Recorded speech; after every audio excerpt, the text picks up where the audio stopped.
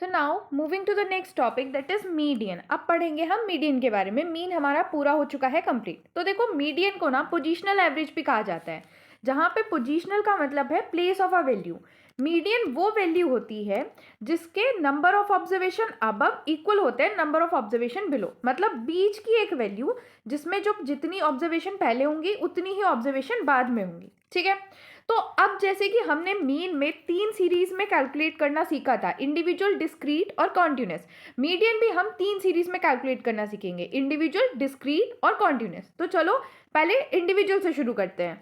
तो individual series में median calculate करने के लिए हमारा सबसे पहला स्टेप होता है कि हमें जो भी सीरीज है उसको या तो असेंडिंग ऑर्डर में या फिर डिसेंडिंग ऑर्डर में अरेंज करना होता है। ठीक है, एक बार असेंडिंग डिसेंडिंग में अरेंज हो गया, उसके बाद अगर हमारे नंबर ऑफ ऑब्जर्वेशन ओड है, मतलब कि 3 है, 5 है या फिर 7 है, आई होप इवन और ऑड तो आपको पता ही होगा। तो अगर ऑड नंबर है तो उसमें हमारा फॉर्मूला होता है n+1/2 एथ टर्म, मतलब वो जैसे मान लो हमारा थर्ड टर्म है, तो थर्ड अगर हमारी नंबर ऑफ ऑब्जर्वेशन 3 है तो हमारी वैल्यू क्या आएगी 4 डिवाइड बाई 2 दैट इज 2।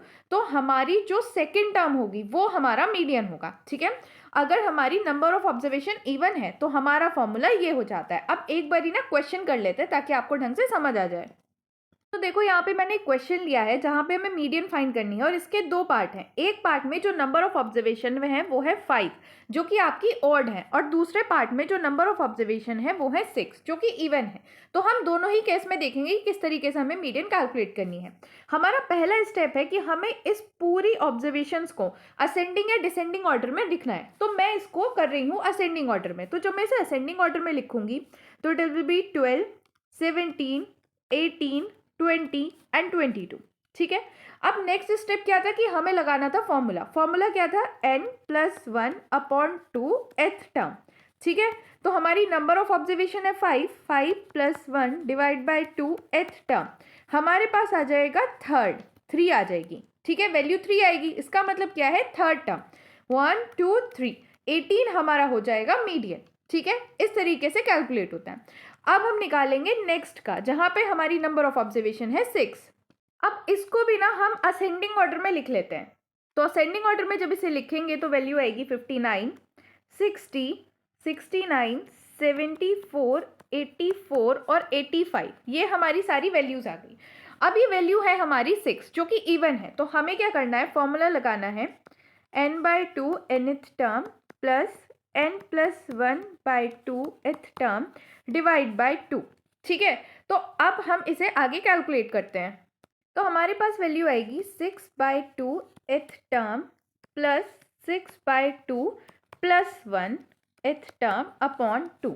ठीक है, तो यहाँ पे हमारे पास आ जाएगा थर्ड टर्म प्लस यहाँ पे आ जाएगा फोर्थ टर्म डिवाइड बाय 2। अब हम अपने क्वेश्चन में देख सकते हैं कि कौन सी हमारी थर्ड टर्म थी और कौन सी फोर्थ टर्म थी। 1 2 3 ये वाली हमारी थर्ड टर्म थी और ये फोर्थ टर्म थी। तो अब हम क्या करेंगे, अपने फॉर्मूले में थर्ड और फोर्थ टर्म की जगह ये वैल्यूज पुट कर देंगे। ठीक है, तो जब हम अपनी वैल्यूज यहाँ पे रखेंगे दैट इज 69 + 74 और इनको डिवाइड कर देंगे 2 से, तो हमारे पास आंसर आ जाएगा 71.5। ये हो जाएगी हमारी मीडियन। अब हम डिस्क्रीट सीरीज में मीडियन फाइंड करना सीखेंगे। देखो डिस्क्रीट सीरीज के भी कुछ स्टेप है। स्टेप नंबर 1, सबसे पहले हमें क्या करना होगा, जो भी हमारी फ्रीक्वेंसी डिस्ट्रीब्यूशन है उसको हमें क्यूमुलेटिव फ्रीक्वेंसी डिस्ट्रीब्यूशन में कन्वर्ट करना होगा। अब क्यूमुलेटिव वाली भी कौन सी, less than cumulative frequency distribution. I hope आपने फर्स्ट वीडियो देखी है जहां मैंने बताया था कि फ्रीक्वेंसी डिस्ट्रीब्यूशन 2 तरह की होती है, एक लेस देन और एक मोर देन। तो हमें क्या करना है, हमें लेस देन क्यूमुलेटिव फ्रीक्वेंसी में उसे कन्वर्ट करना है। जिसे नहीं समझ आ रहा है कि मैम कैसे कन्वर्ट करते हैं, तो अभी जब मैं क्वेश्चन कराऊंगी तब पता चल जाएगा। थोड़ा शांति रखो, थोड़ा धैर्य रखो। नेक्स्ट स्टेप क्या है कि आपको n+1/2 निकालना है। अब ये n क्या है, n मतलब जो आप क्यूमुलेटिव फ्रीक्वेंसी निकालोगे ना तो आखिरी वैल्यू जो आएगी वो आपका n होगा, मतलब सारी फ्रीक्वेंसी का जो टोटल है दैट इज n। ओके, उसके बाद हमें क्या करना है, जो भी n+1/2 वाली जो वैल्यू आएगी उससे जो भी ग्रेटर वैल्यू हमें क्यूमुलेटिव फ्रीक्वेंसी में दिख रही होगी हम उसे देखेंगे। और उसके बाद लास्ट का स्टेप क्या होगा कि उसके करस्पॉन्डिंग जो स्टेप थर्ड में हमें वैल्यू आई है उसके करस्पॉन्डिंग जो भी वेरिएबल की वैल्यू होगी वो हमारी मीडियन होगी। अब स्टेप तो आपने सुन लिए, समझ लिए। आई होप आपको समझ थोड़ा बहुत ही आया होगा। ठीक है, अब एक बार ना क्वेश्चन कर लेते हैं ताकि तुम्हें ना पूरा समझ आ जाए और बहुत बढ़िया तरीके से दिमाग में बैठ जाए। तो चलो क्वेश्चन देखते हैं। अब देखो मैंने यहाँ पे एक क्वेश्चन लिया है, calculate the median of the following data. अब यहाँ पे ये डिस्क्रीट सीरीज है। आई होप आपको याद होगा कि डिस्क्रीट सीरीज में हमारी क्या होते हैं, वेरिएबल्स होते हैं।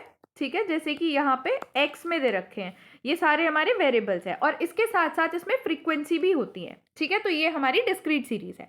अब हमें इसमें मीडियन फाइंड करना है। तो हमारा जो पहला स्टेप था कि हमें लेस देन क्यूमुलेटिव फ्रीक्वेंसी बनानी है, हम पहले उस स्टेप पे चलते हैं। ठीक है, तो देखते हैं कि किस तरीके से इस क्वेश्चन को हम सॉल्व कर सकते हैं। यहाँ पे मैंने पूरा क्वेश्चन लिख लिया है। अब हम कैलकुलेट करेंगे लेस देन क्यूमुलेटिव फ्रीक्वेंसी। अब कैसे बनती है, तो देखो इसमें क्या होता है कि फर्स्ट वाली वैल्यू हम एज इट इज लिखते हैं। अब ये जो दूसरी वैल्यू है इसे हम कैसे लिखेंगे, इसमें हम पहली जितनी भी ऊपर की वैल्यू है वो सारी ऐड कर देंगे। जैसे अभी इसके ऊपर क्या है, सिर्फ 1 है, तो हम सिर्फ 1 ऐड करके यहाँ पे 6 लिखेंगे। अब जो नेक्स्ट वैल्यू है यहाँ पे हम क्या करेंगे, 12 + 5 + 1, हम सारी की सारी वैल्यू ऊपर की ऐड करके यहाँ पे लिख देंगे। ठीक है, सिमिलरली हम यहाँ पर करेंगे तो वैल्यू आएगी 38, यहाँ पर आएगी 57, देन 66 और लास्ट में आएगी हमारी 70।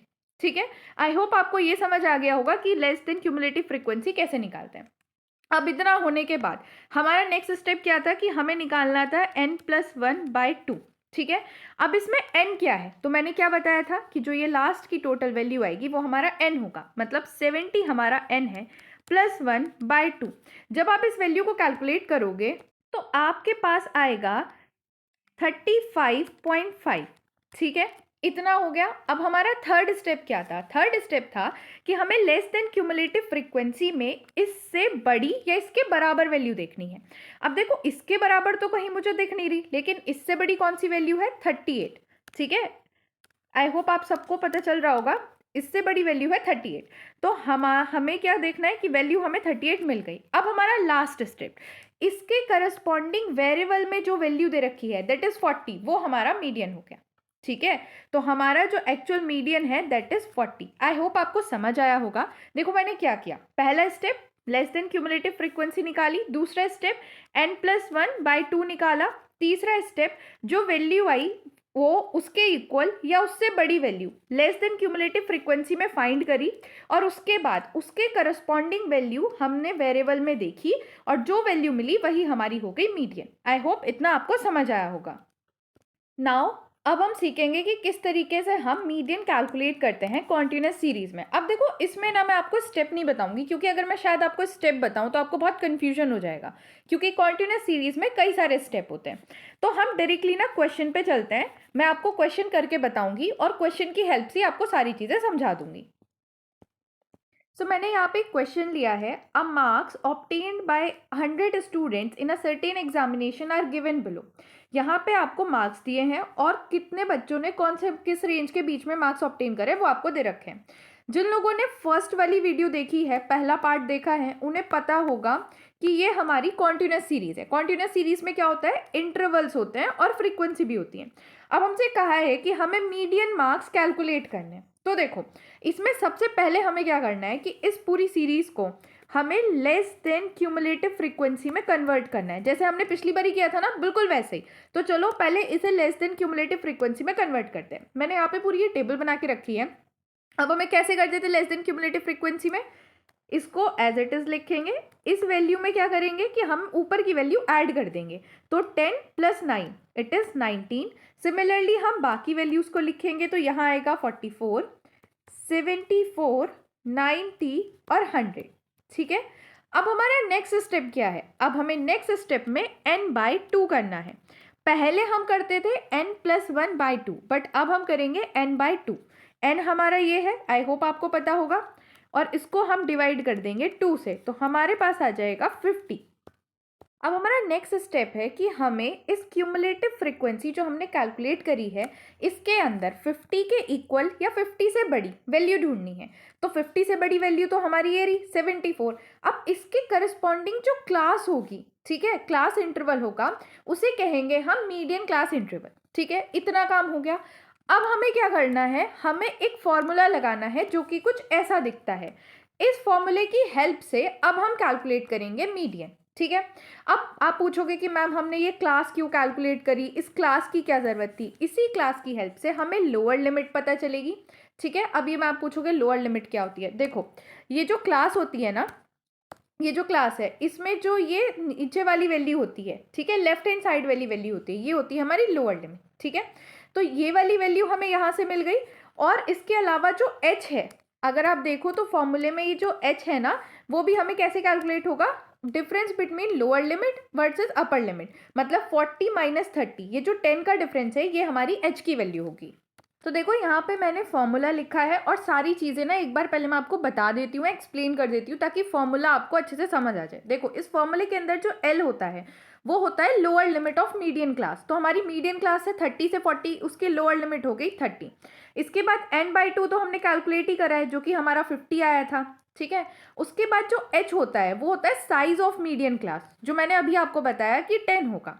देन ये जो फ्रीक्वेंसी होती है ये हमारी होती है मीडियन क्लास की फ्रीक्वेंसी। जैसे कि अगर मैं आपको हमारे क्वेश्चन में दिखाऊं तो हमारे क्वेश्चन के अंदर ये जो मीडियन क्लास है इसकी जो ये फ्रीक्वेंसी है 30, ये हमारी इसमें होगी, एफ होगा हमारे वाले केस में। ठीक है, उसके अलावा बचता है सी। सी जो है वो क्यूमुलेटिव फ्रीक्वेंसी होती है class preceding to the median class, मतलब जो भी हमारी मीडियन क्लास है, जैसे हमारी मीडियन क्लास ये है तो इसके ऊपर वाली जो क्यूमुलेटिव फ्रीक्वेंसी होगी दैट इज 44, वो हमारा सी होगा। अब आई होप आपको फॉर्मूले की सारी वैल्यू तो बड़े अच्छे से समझ आ गई होगी। अब बस फॉर्मूले में वैल्यू रख देते हैं और कैलकुलेट करते हैं। देखो जब मैं यहाँ वैल्यू रखूंगी, यहाँ आएगा 30 प्लस 50 माइनस 44 अपॉन जो फ्रीक्वेंसी है हमारी मीडियन क्लास की दैट इज 30 एंड हमारा क्लास इंटरवल दैट इज 10। अब जब आप इसे आगे कैलकुलेट करोगे तो आपके पास जो आंसर आएगा दैट इज 32। तो 32 मार्क्स हमारा जो है वो मीडियन है। आई होप आपको ये चीज़ बहुत अच्छे से समझ आई हो, क्योंकि ये वाला कॉन्सेप्ट बहुत ज़्यादा इंपॉर्टेंट है कि आपको फॉर्मूला याद होना चाहिए। और कॉन्टिन्यूस सीरीज का क्वेश्चन जो है वो आता भी है, क्योंकि इसे कैलकुलेट करना जो है वो हार्ड है। देखो अब इसके बाद मुझे ना आपको कुछ इंपॉर्टेंट कॉन्सेप्ट बताने हैं। ये इंपॉर्टेंट कॉन्सेप्ट कुछ ऐसी कैलकुलेशन वाले नहीं है कि आपको कुछ अलग से हो, लेकिन हाँ ये कॉन्सेप्ट इंपॉर्टेंट है क्योंकि कई बार जो मीडियन का क्वेश्चन होता है ना, वो आता तो वैसे ही है जैसे आपने कैलकुलेट करना है, बट थोड़ा सा ना इनिशियली स्टेप कुछ ऐसे हो जाते हैं कि आपको वो पता नहीं होते और आप पूरा का पूरा मीडियन का क्वेश्चन छोड़ के आ जाते हो। तो इसमें सबसे पहला इंपॉर्टेंट है कि जो क्लास इंटरवल है वो इक्वल होने की ज़रूरत नहीं है। अब इसका मतलब क्या है, देखो मैं आपको ना एक क्वेश्चन दिखाती हूँ और उसकी हेल्प से समझाती हूँ। देखो इस क्वेश्चन को ध्यान से देखो, अगर आप इसके क्लास इंटरवल को देखो तो यहाँ पे डिफरेंस कितने का है, 10 का, बट यहाँ पे डिफरेंस कितने का है बताओ, 10 to 20 होना चाहिए था और 20 to 30 होना चाहिए था, बट यहाँ पे डायरेक्टली 10 to 30 दे रखा है।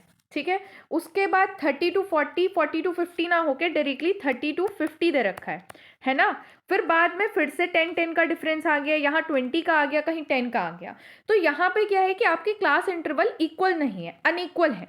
बट अगर ऐसा क्वेश्चन आता है तो आपको कुछ भी ज़रा सा भी दिमाग लगाने की ज़रूरत नहीं है। जैसे आप कैलकुलेट करते हैं ना, जैसे मैंने आपको कैलकुलेट करना अभी बताया है कॉन्टिन्यूस सीरीज में, आपको वैसे ही पूरा क्वेश्चन सॉल्व करके आना है। देखो जैसे ये पूरा क्वेश्चन इन्होंने जैसे मैंने अभी बताया वैसे ही सॉल्व कर दिया, आपको भी ऐसे ही कर देना है, कोई दिक्कत इस वाली बात इसमें है नहीं। अब चलते हैं एक दूसरे कॉन्सेप्ट पे।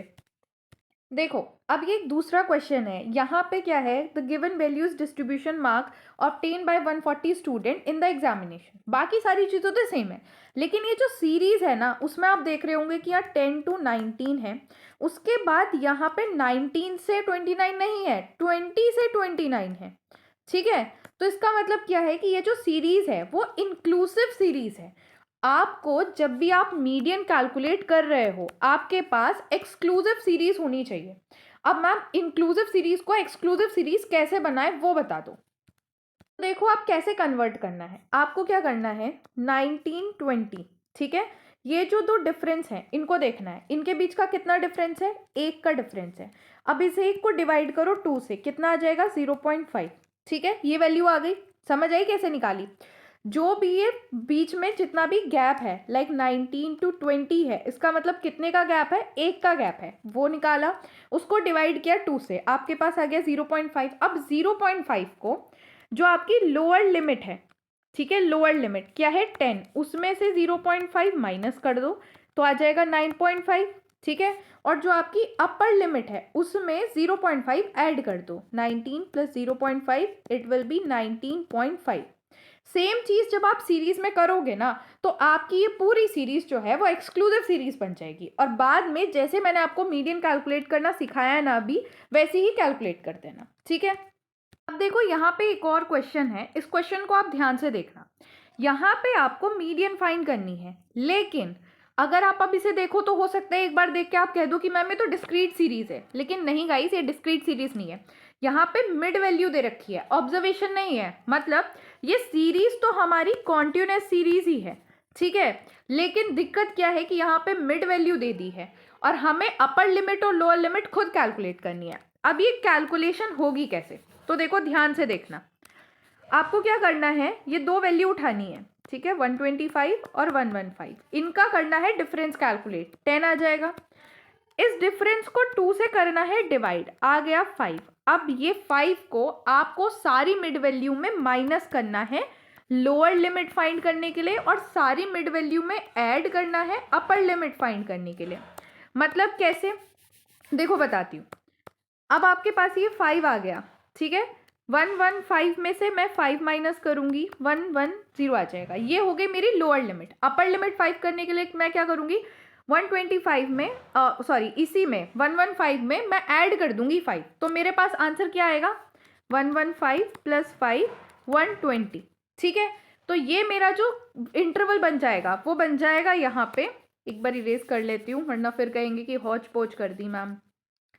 तो मेरी जो इंटरवल बनेगा वो बनेगा 100, 110 टू 120। सिमिलरली मैं क्या करूँगी, 125 के साथ सेम काम करूँगी, तो मैं 125 में से जब 5 माइनस करूँगी इट विल बी 120, एंड 125 में जब 5 प्लस करूँगी इट विल बी 130। ठीक है, तो मेरा इंटरवल बन जाएगा 120 टू 130।